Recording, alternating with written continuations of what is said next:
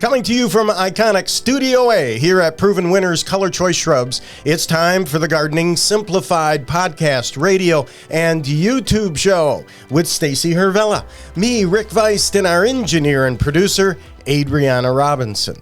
Well, the bedrock of my personal landscape is ornamental grasses, and there's a lot of reasons for it. I have a lot of deer pressure, but in addition to that, I'm trying to grow a garden in beach sand, which is kind of difficult to do. I live along the shores here in West Michigan of beautiful Lake Michigan. The beaches of Lake Michigan are just simply gorgeous. And you have the unforgiving, harsh climate of the beach for plant vegetation to grow.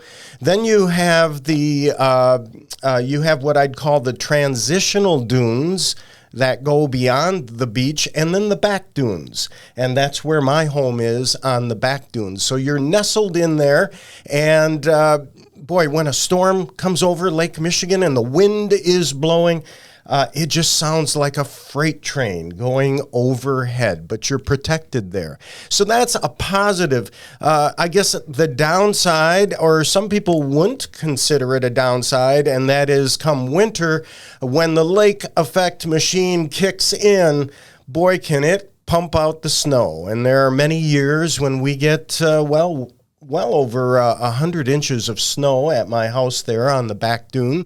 But of course, that makes it a great place to grow plants. Hydrangeas grow great. Rhododendrons grow well. Fruit trees grow well, tempered by beautiful Lake Michigan. But Stacy, I plant primarily ornamental grasses, and I think, you know, planting ornamental grasses where I live is great because it kind of fits the scenery of the area. We talked about borrowed scenery before on the show. Of course, my borrowed scenery is the beautiful beaches of Lake Michigan. You'll see the marram grass growing there, also the sand reed grass, and the milkweed growing in abundance. Unfortunately, some invasive species too. Spotted knapweed came into the United States in the late 1800s. I think it was ejected out of ship ballast, if I recall correctly, and you'll see spotted knapweed there too. So I decided to plant lots of ornamental grasses in my landscape. Of course, I'm also the canna king, and we'll talk about that in segment 4 because I've been having some problems with my cannas that I want to share with our listeners and our viewers and get your take on that. But the ornamental grasses, I just love the way that they sway in the breeze. They're so tough, reliable, drought-resistant, deer-resistant, and that's a big reason I plant them in abundance in my landscape.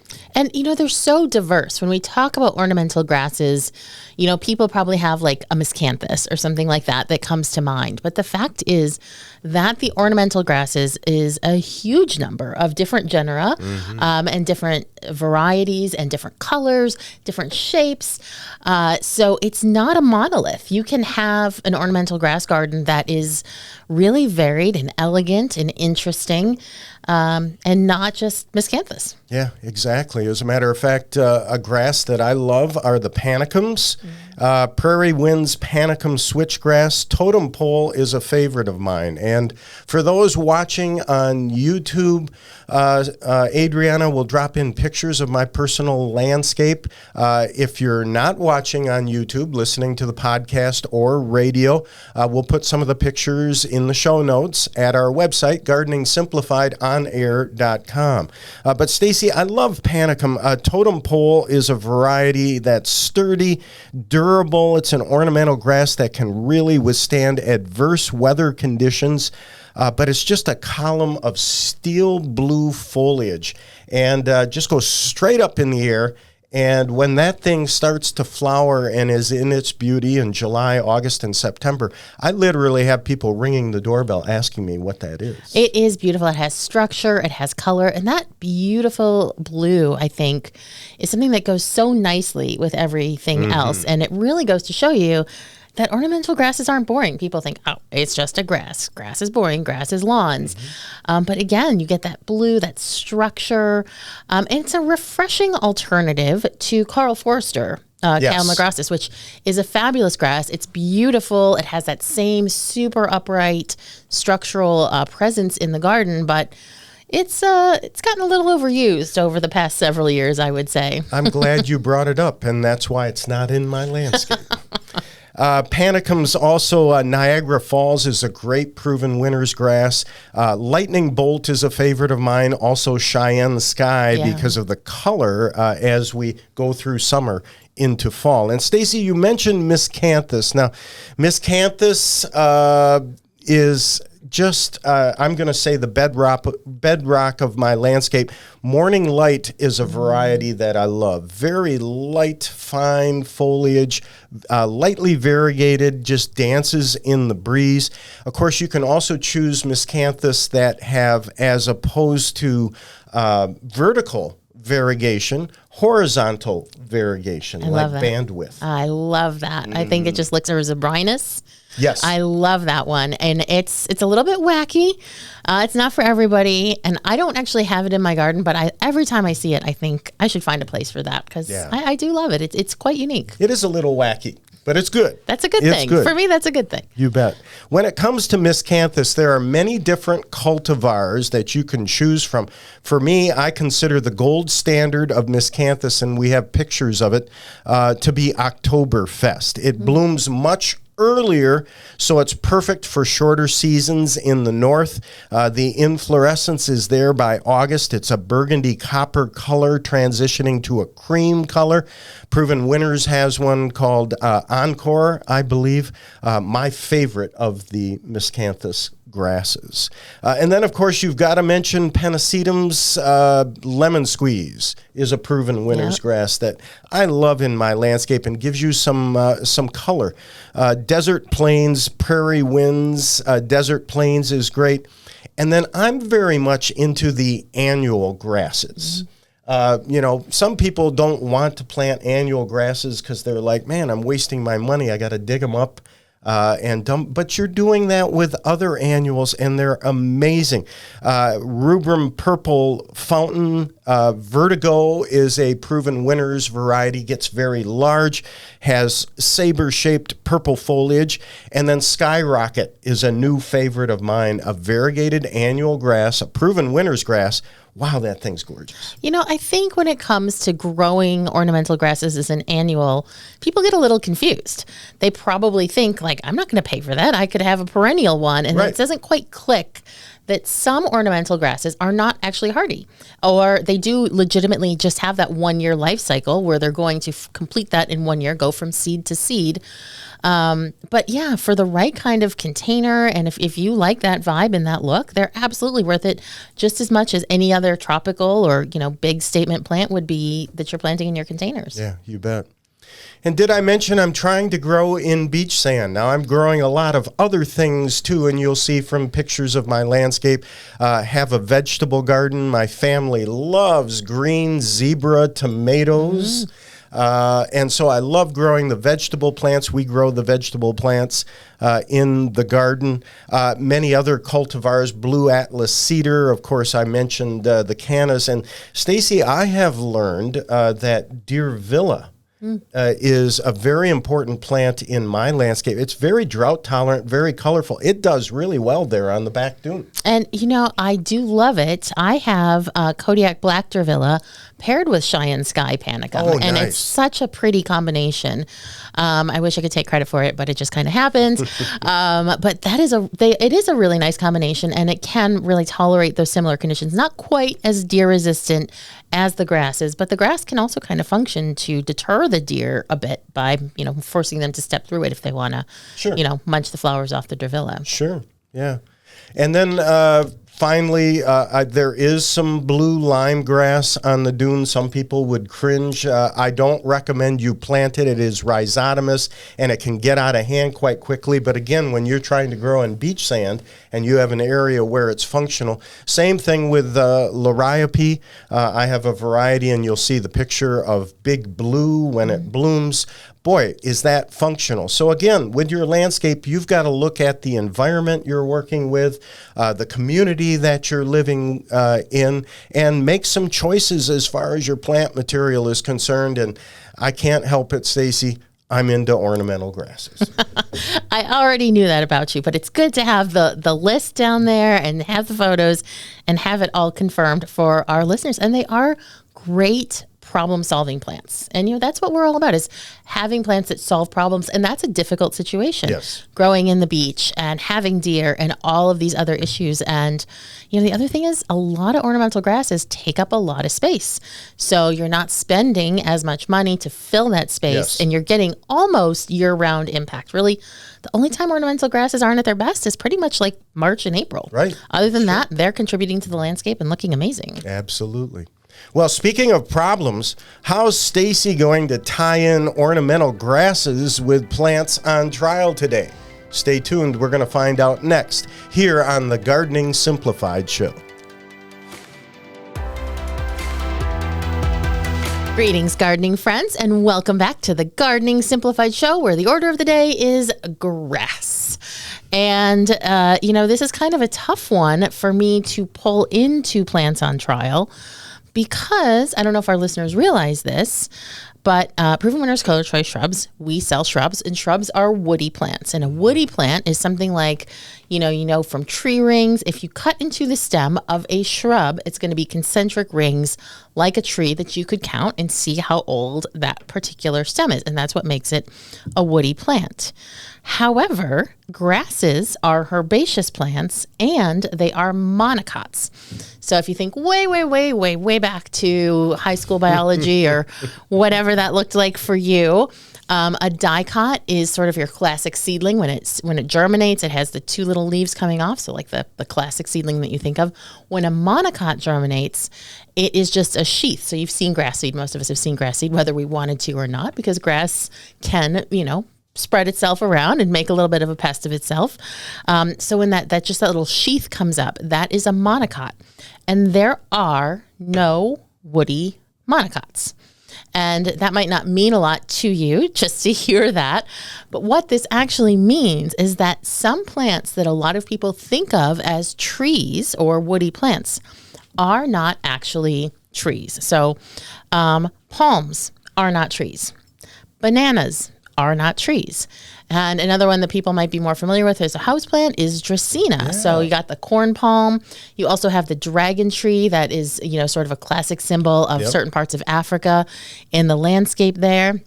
And so even though all of those things have a tree-like habit, they have what appears to be a long, tall trunk and a canopy up on top, they are not trees because they're not woody plants. There are no woody monocots. So what happens, the difference is, if and when you were to cut into a palm or a banana or something like that, what you're going to see is just like fibers. It's kind of hard to explain. Of course, if you live in a warm climate, you've seen this dozens of times. Palms get damaged in hurricanes or whatever, and then you just got that. That's why they use machetes. Yeah, they have to use machetes. You can't use a chainsaw. A chainsaw will not work on them. It just will get all jammed up with those fibers. So if you live in a warm climate, you have certainly seen this before. But if you don't live in a warm climate, it kind of comes as a shock to be like, what do you mean a palm is not a tree? A tree is a tall thing with a trunk and leaves on top. So we're going to have pictures of what this looks like on the YouTube version of the show, as well as in the show notes, so you can kind of make sense of that. But yeah, so they don't make those rings. Now, banana plants do make what looks like rings, but they're not tree rings because they're not woody.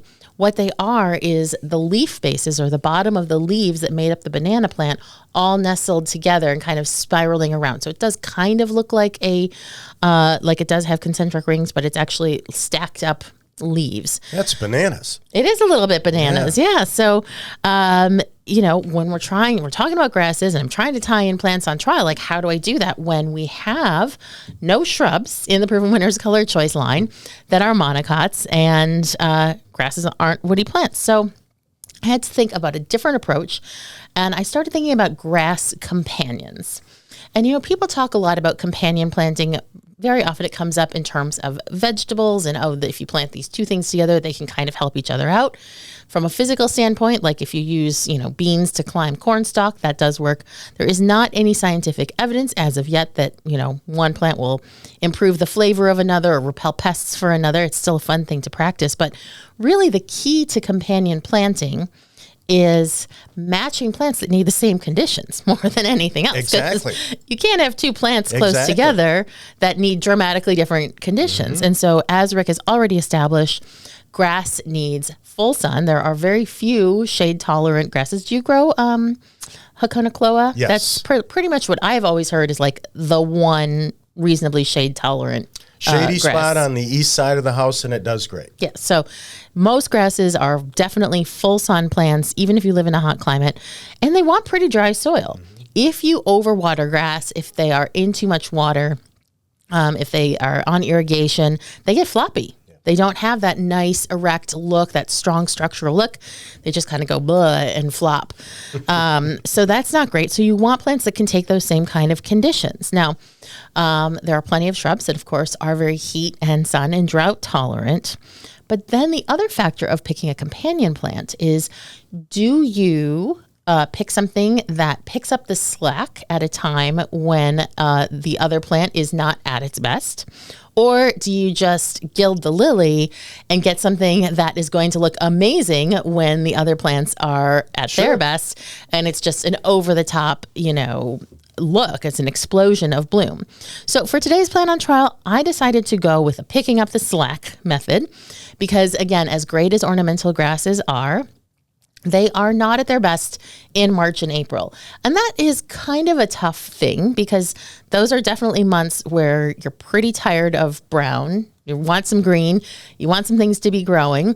And so you can forgive them for the other 10 months of beauty that they give you. But March and April, we got to face it. Every plant has its time. You're chopping them back and you're digging and dividing. And they haven't started to grow yet because a lot of the grasses that we grow as ornamental grasses are what's known as warm season grasses. And they don't start growing until it's actually quite warm out well into May. So you do have that long window where there's nothing happening except a little patch of stubble in your garden. So today's plant on trial is Sister Redhead Scotch Broom or Cytisus. Controversy. I like it. It is a little bit controversial. Now, there's probably going to be a lot of people out there going, what's controversial about it? I've tried to grow Scotch Broom and I cannot grow it. It lives for 1 year and it dies. Whereas other people are like, I'm going to come through that radio and smack you, Stacy, because Scotch Broom is a horrible invasive. And it's true. Scotch Broom is very, very invasive in some areas, particularly the Pacific Northwest and the Southeast. But I picked Sister Redhead for two reasons. Number one is it is in our In Check program, which means that it does not set seed. So Sister Redhead specifically will not spread by seed. Now, if you live in an area where Cytisus is already invasive, you can't grow this or any other one. It is banned. It can't be shipped into your state. But in other areas, again, some people really have a hard time trying to grow it. And the reason that they would want to grow it in the first place is because it has beautiful flowers. And Sister Redhead, as you might guess by the name, bright red flowers. And you all know how I feel about red flowers. It's my absolute favorite. I'm crazy about them. I don't have Sister Redhead in my garden, but bright red flowers with a little dab of yellow in there. It's just incredible color, and it's blooming usually in about April and May. So right at that time where those grasses are just like, I just got cut back. I need a few weeks here to get my stuff together and be able to grow again. So very, very colorful flowers to make up for that time when the grasses aren't looking their best. And they have quite a unique texture as well. And it's a plant I can honestly say I have been asked about so much. Even when I was in California and it was invasive in the woods and it was just like so painful to see, my brother-in-law was like, what is that cool plant? Not knowing, of course, that it was invasive because the stems are green. They're kind of thin and wiry. They actually look a bit like a grass. And then tiny little leaves. So the overall effect of a Scotch broom is really quite unusual. Texture and color. It's green all year round. And so it almost has a look like a grass as well. And of course, it needs full sun. And if you have any drainage problems whatsoever, this plant is not going to live in your yard. It can't take wet soil. It's probably, I would say, in my experience, even more sensitive to wet soil than maybe even butterfly bush. Wow. I don't know if you ever tried to grow it. No, I have not. And if you're keeping score at home, Stacy's talking about Sister Redhead Scotch Broom. Stacy, you pronounce the botanical name Cytisus? Mm-hmm. Okay, Cytisus. Yep. Sister Redhead. That was a great band when I was in high school. I enjoyed them, yeah. Well, you can thank Tim Wood for that name. And like I said, it does not set seed. It is a really unique and unusual color. And it's a great plant to add spring color as well as to kind of pick up that slack when your ornamental grasses are just really, It's a great idea. Not quite ready to do their thing. There are other colors of Cytisus out there. You can find pink and yellow, of course, is the most common. And the one that is very, very invasive is a yellow one. That's the one that you'll see everywhere in those areas. It gets 3 to 4 feet tall and wide. So another nice size to kind of mix in with grasses. Some ornamental grasses get to be humongous, 8 to 10 feet tall. But overall, Rick, probably the ones in your yard are more in that like 3 to 6 foot range, I would guess. Yes. That is the most common. Hardy down to USDA Zone 5, heat tolerant through USDA Zone 8. Again, well-drained soil is imperative, and it is extremely deer resistant, making it another great characteristic to go with those ornamental grasses. So the buck stops here. You can take a look at photos of Sister Redhead Scotch Broom at gardeningsimplifiedonair.com, or just check us out on YouTube. You'll see all the photos of it there. So again, this is not a plant necessarily everyone can add to their garden, but if you're in an area, and even if you're concerned about it spreading, Sister Redhead, it does not set seed, so you don't have to worry about that. We're going to take a little break. When we come back, we're opening up the garden mailbag, so please stay tuned.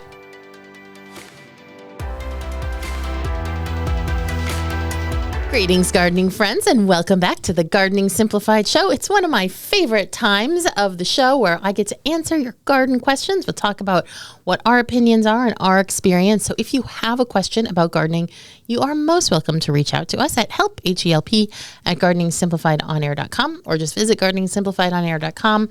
You can ask a question there. You can even attach a photo, which it's always so good to see a photo. It's very hard to be a plant detective and a psychic. So you got it. Photos are always welcome, and you can easily do that.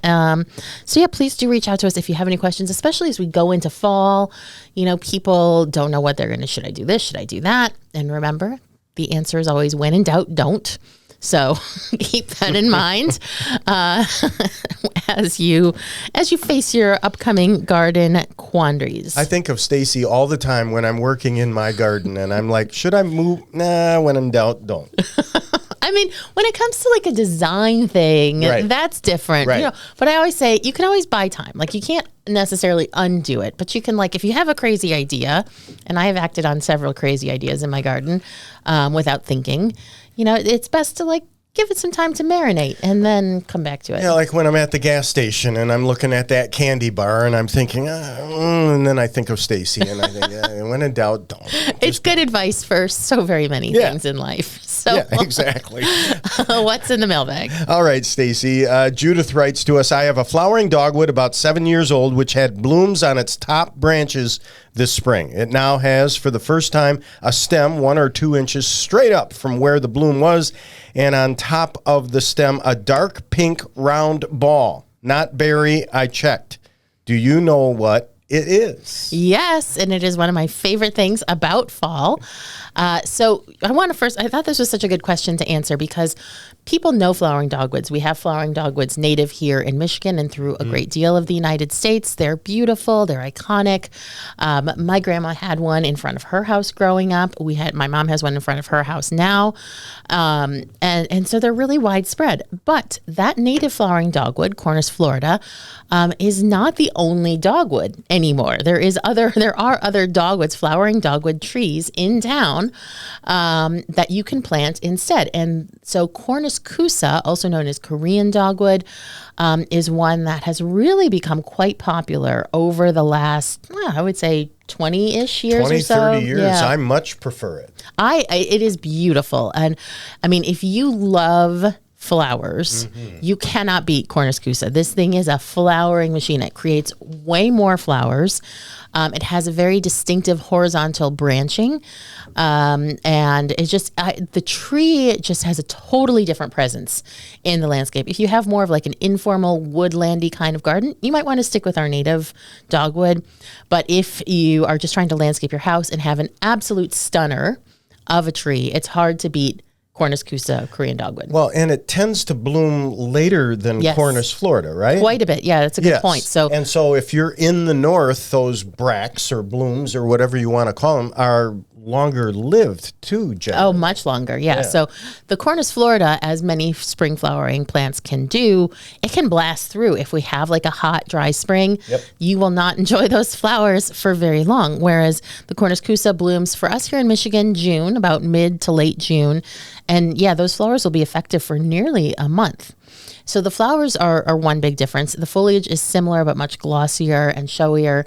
The plant is more dense, but the cool thing about it, the reason that I personally would grow a Cornus kousa, actually I do have a Cornus kousa in my garden, it's just very young, so I haven't thought about it much, is the fall fruit. And that's what Judith is seeing. So if the plants are fertilized, and sometimes, as with many trees fruiting, whether the fruits are edible or not, it can take several years before they actually set fruit. So I think that's what's happening here. This was still a relatively young plant. Even though it's been flowering, not all of the flowers got pollinated for this fruit to form. And the fruit on Cornus kousa, it's so cool. It's like it is a little ball, and it kind of has these like small, delicate little, I don't want to call them spines or spikes because they're not, they're not firm. They won't like cut you or cause you pain. But it almost looks like, I don't know, some sort of piece of artillery or something, like a mace. We always called them pink spiky soccer balls. Oh, that works too. It's a pink spiky soccer ball. And some trees in nature just produce these spiky ornaments that are so much fun in fall. I think of sweet gum also. Oh, yep. Now, those not are as very colorful. hard. Yes. But I agree with you that the kousa, I think, saves the best for last. Yeah, they're such unusual fruits. They start out kind of white and then they become pink and then they turn like a red.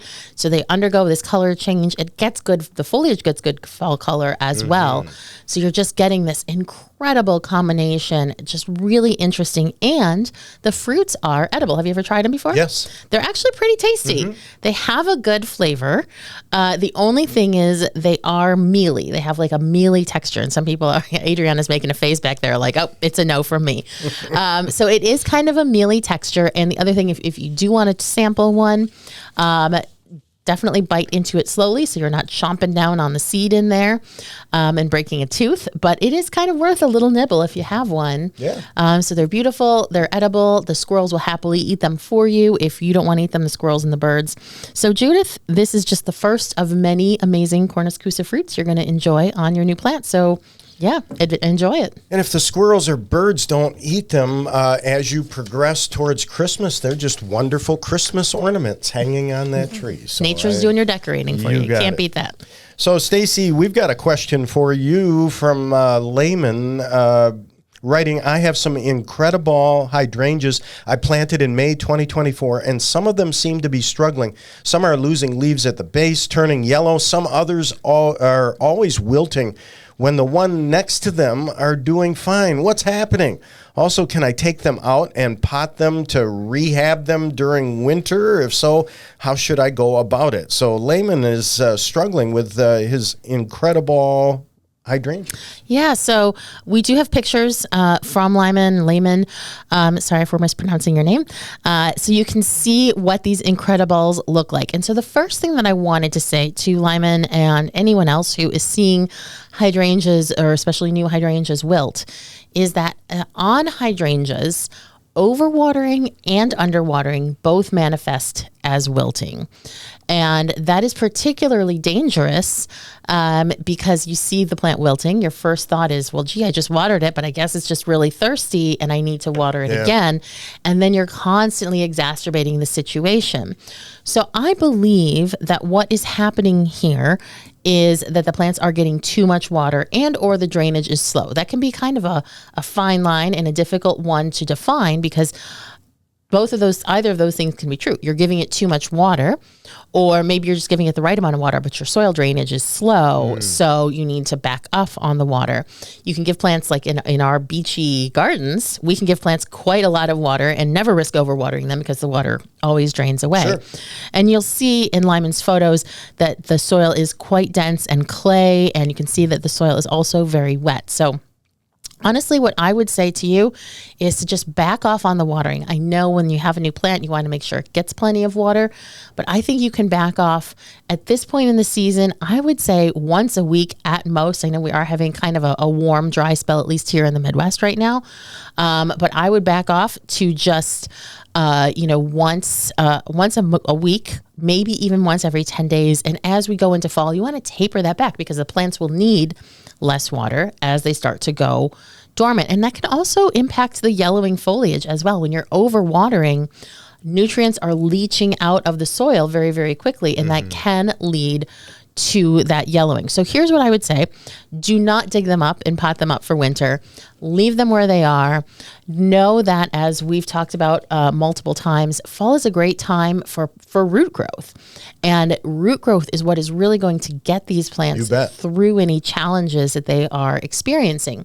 So, don't do anything. Don't prune them. Just try not to worry too much, and let them just put on their roots. Let that foliage drop. And I think, by next spring, they should emerge green and healthy. They really don't look too bad. So I think this is just an issue of watering. Yeah, it's the same struggle people have with houseplants, that doggone watering issue. And, I understand people want to do the right thing and they're concerned.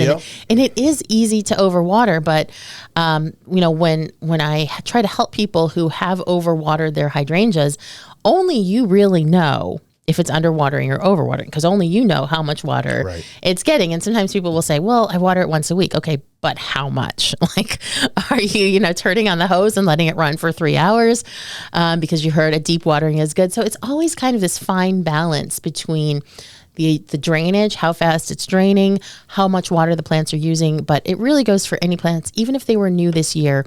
Unless the weather is very hot and dry, you should be tapering off your watering for fall, just because plants are using a lot less. The days are shorter, the nights are cooler, and they're just not using as much water. I think the watering issue is just job security for people like us, because I think people are always going to struggle with it. And honestly, sometimes I do too. So, yeah, it is what it is. It is it's something you learn kind of by feel, not something, It's not a hard and fast rule. So anyway, thank you all so much for your questions. If you have a question, again, you can reach us at gardeningsimplifiedonair.com.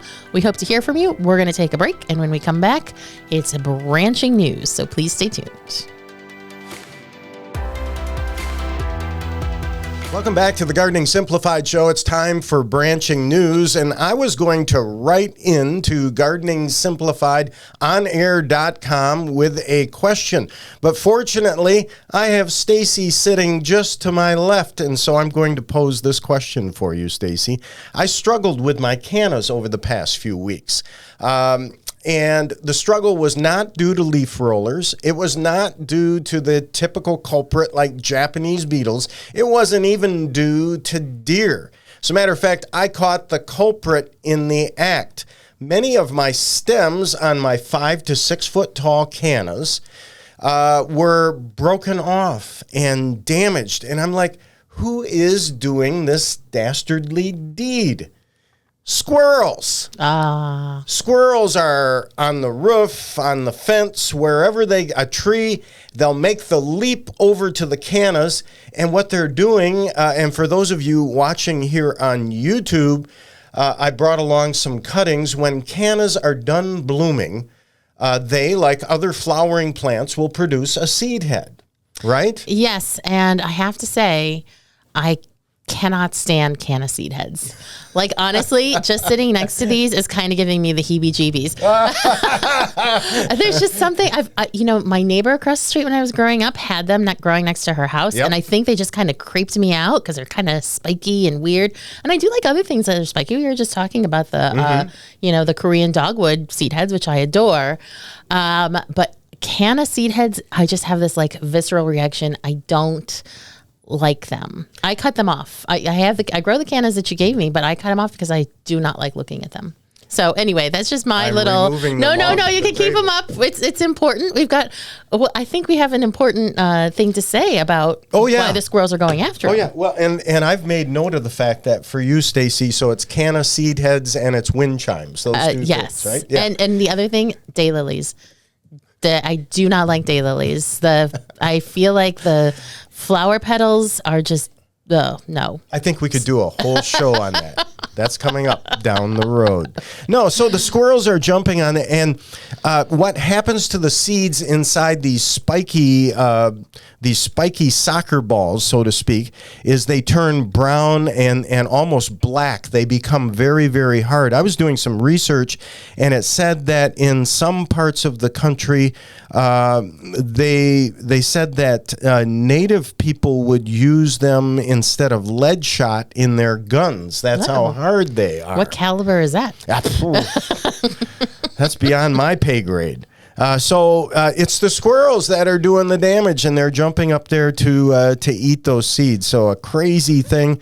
To me, it's just not natural for squirrels to do that. They binge on the cannas, and then they stay up all night watching nut flicks. They are a real problem.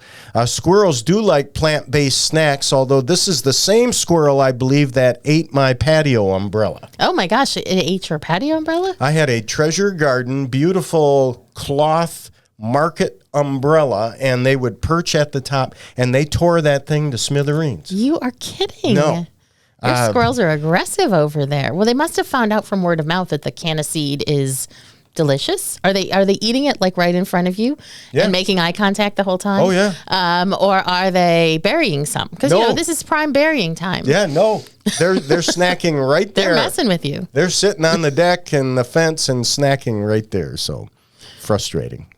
Anyhow, the next frontier of home landscaping, fridge-scaping. I saw this in the news. Fridge-scaping is sharply divisive. It's decorating the inside of your fridge like it's any other room in your home. The trend has alternately delighted and enraged TikTok viewers who either swoon over the romantic scenes at 35 degrees or fume at the apparent craziness of landscaping your refrigerator. And we have the link there to the news story. Fascinating. Anything that will beautify your food. Wow. So wait, are they fridge-scaping with food, or is it things that should not be in the fridge, and they're like turning their fridge into some sort of giant diorama? Let's cross that fridge when we get there. I guess we will. Keep It's it cool. a well thought out plan. Talk about frozen assets. Yeah, fridge-scaping. I don't know. I wouldn't do it, but you got to be aware of it. And we're into landscaping, so I thought I'd bring up the top. I mean, my fridge rarely has the space in it for anything superfluous. But I'm happy if I put stuff in Tupperware containers and forget about it. And yeah, you got to clean out the fridge. So cleaning it out is just good enough for me. To actually fridge-scape it, that's kind of crazy. All right, I'm looking it up. I'll see. I mean, in this case and in this news story, the individual was putting a porcelain bust, stringing lights, and fresh flowers next to a bowl of bell peppers and a carafe of orange juice. I mean, don't fridges already have lights? Are they not good enough? They do. Boy, I'd like to see this fridge come Christmas time. Yeah. Wow. Got to get some colorful lights in there, seasonal. Goodness. All right. Yeah. Well, on today's show, we've shown you pictures of my personal landscape and what I'm doing in my landscape. Just another personal note, Art Prize takes place here in West Michigan at this time of the year in September.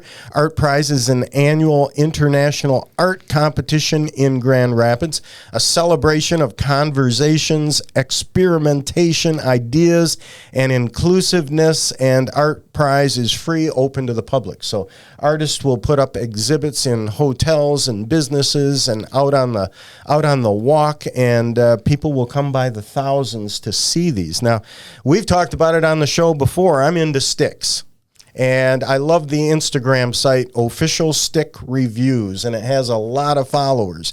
Well, living by the lake, I pick up a lot of sticks and driftwood out of the lake, and I've created an art exhibit of that driftwood. It has quite a story behind it.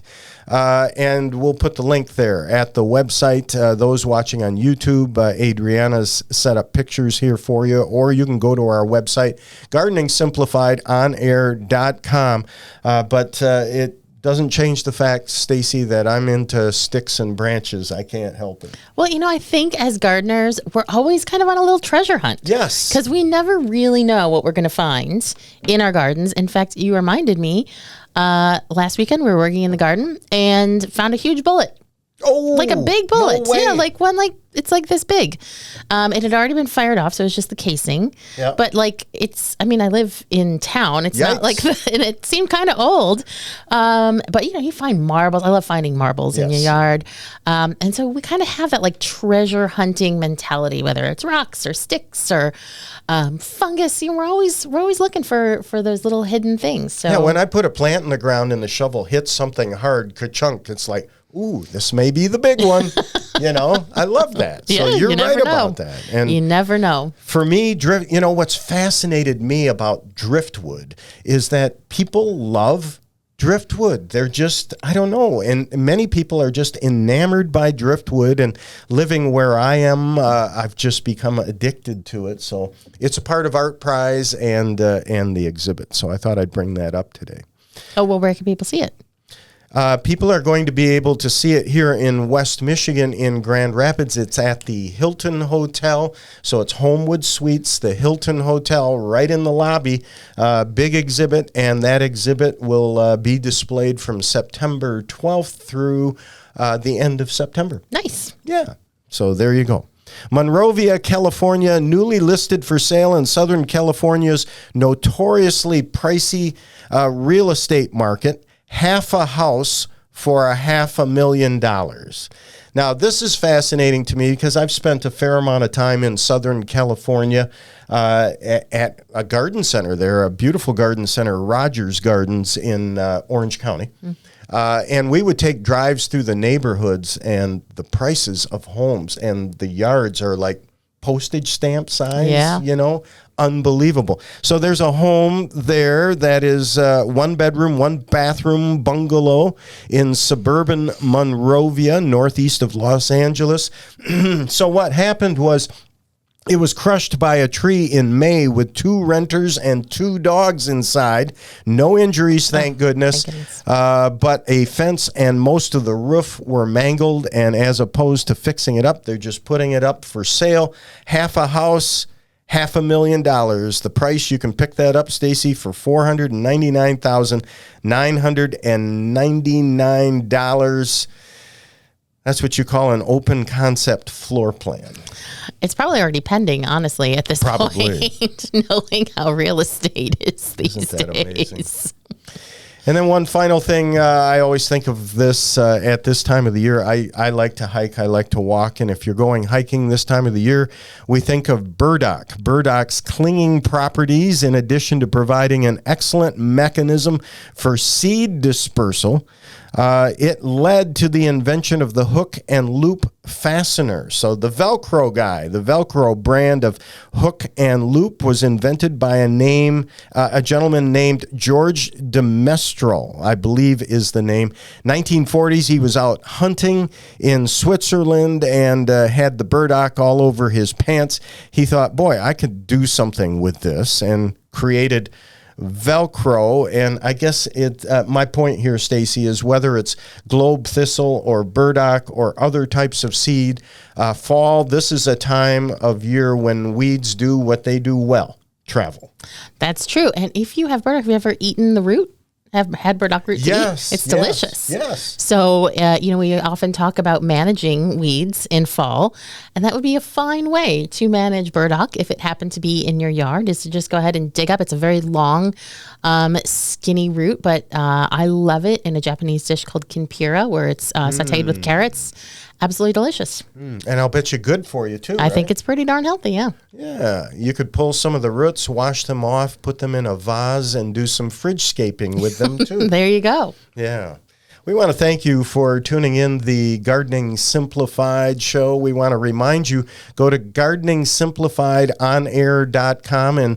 And Stacy, we're on Instagram, too. That's correct. So look for us on Instagram, along with official stick reviews. Follow us both. Thanks, Stacy. Always pleasure to do this show with you. Thank you, Adriana, so much for your work and what you do for the Gardening Simplified show. And thanks most of all to you for tuning us in. Remember, we're radio, podcast, and YouTube. Thanks for your support. Have a great week.